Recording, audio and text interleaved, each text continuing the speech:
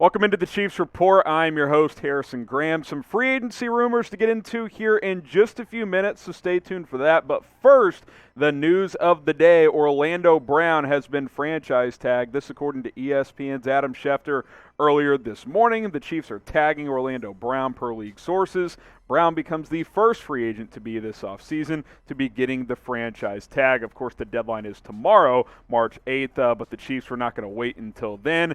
This was expected to happen, and now it has happened. Orlando Brown being placed under the franchise tag by Kansas City. We'll kind of talk about what that means for a salary cap basis. Plus, we'll also talk about if a long-term deal could still happen, because I certainly expect that to be very much be a possibility. But for now, he'll be under the franchise tag, and the Chiefs will have to operate with their salary cap based on that fact. This is why you subscribe, because we get you all the latest Chiefs news, rumors. If a move is made, we'll break it down for you. We'll make a video. The link is below, youtube.com/ChiefsTV. Subscribe. Don't miss any of our coverage, because we will continue to keep you guys in the loop with all things Chiefs this entire offseason. And with free agency around the corner, this is the time to sub.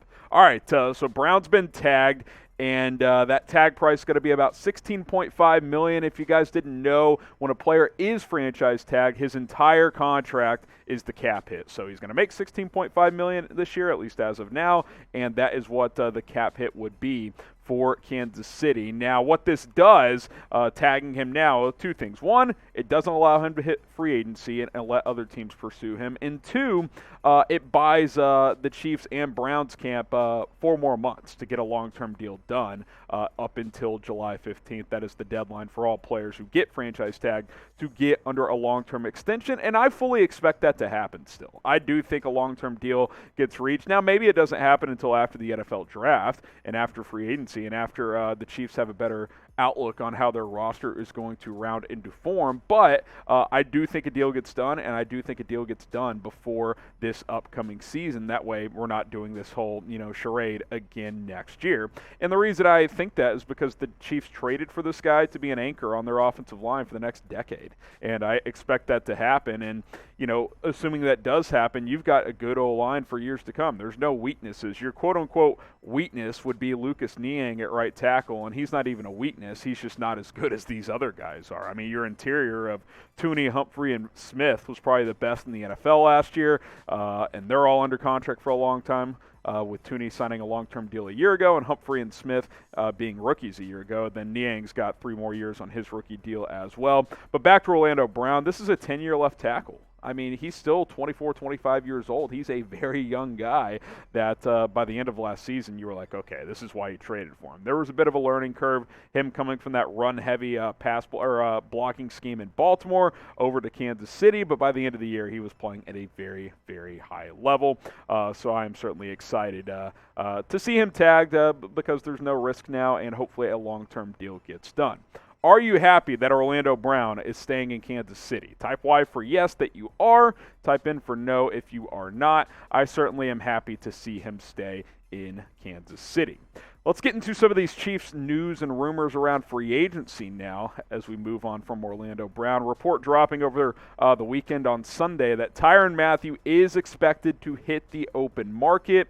We've talked about this for a couple months. Both sides would like a reunion, but I'm guessing the Chiefs have set a max price, and Mathieu has probably said, okay, I'll test the open market. We'll see what that market ends up being. He's 30 now, on the wrong side of 30, I should say. Is he going to get a major contract? He might. With the cap going up, someone may pay top dollar, and the Chiefs probably aren't a team that can pay top dollar. I think there's a good chance Mathieu's gone. I really do. I'd like to see him back. I think he means a lot to this defense. I don't think you have to have him. I don't think if you lose Mathieu, you're like, well, this defense, this team's in the tank. But I do think that bringing him back would be good for both sides as long as it's not a ridiculous contract. Tyrann Mathieu tweeted this out as, you know how he is on social media. Replacing me is easy. Getting them to do the same thing I did is damn near impossible. So, look, Honey Badger's not stupid. He knows there's a chance that he's not back in Kansas City. And with this message, he might be, even kind of projecting that there's he's not going to be back. So, like I said, I've said it for weeks. If I had to guess, I'm guessing he's gone. I still think there's a decent chance he's back, but, once he hits free agency, those chances dwindle because other teams are able to contact him and actually sign him. Chiefs Kingdom, we told you guys last week, want to remind you that the Chiefs Report is now on Rumble. You can catch me unfiltered over there, rumble.com/ChiefsTV.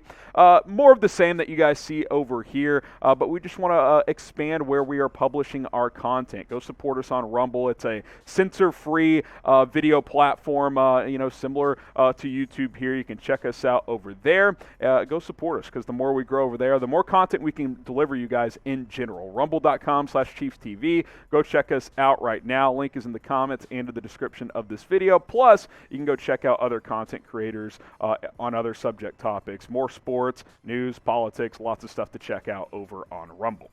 Tyrann Mathieu, back to him. I think the reason there's a chance he's gone is, the production dipped a little bit compared to his prior 2 seasons. He wasn't playing at an all-pro level a year ago. I think the Chiefs recognize that. There's been some not character concerns, but, there's been some outbursts on the sideline. He's an emotional guy. That's who he is. He plays with his emotions on his sleeve. And, maybe the Chiefs are saying, we're not going to pay $13, $14 million per year for Tyrann Mathieu anymore. Now, I will say that if they don't, you got not a problem, but you got to find a solution at safety. I mean, Juan Thornhill, I think you're good with him as a starter for another year, but you're not bringing back Dan Sorensen to start. I'll tell you that right now. You need a safety if Tyrann Mathieu walks. It becomes a pretty big need if he is gone because you've only got one safety on your roster that's even worth a decent amount, and that's Juan Thornhill. So something to monitor. Looks like he'll hit free agency. That doesn't mean he'll leave. I mean, it just means he'll be able to test the open market.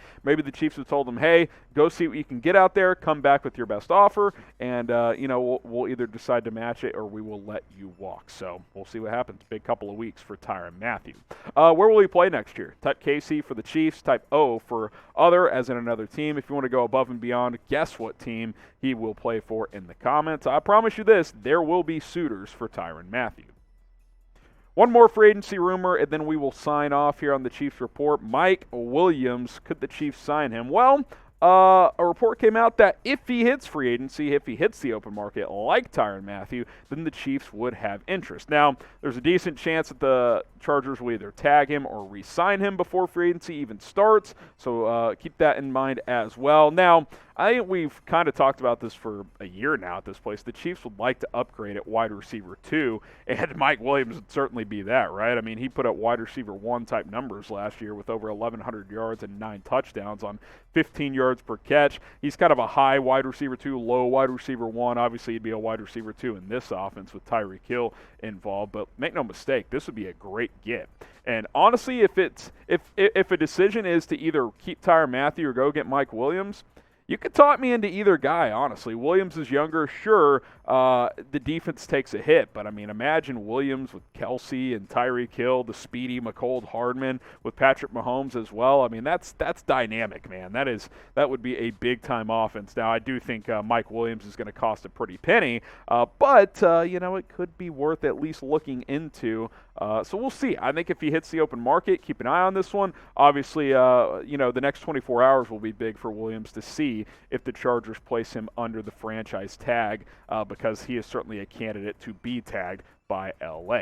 Who will be the Chiefs' number 2 wideout in 2022? Will it be McCole Hardman? Will it be a Mike Williams or someone else in free agency or in the draft?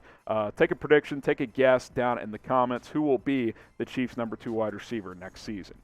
Appreciate you guys for tuning in to today's Kansas City Chiefs Report. I would appreciate it if you subscribe, youtube.com/ChiefsTV. We'll have more videos, more free agency buzz over the next week, plus as free agency really starts next Monday with the tampering period, and then next Wednesday players can officially sign. So subscribe, and we'll see you soon here on the channel.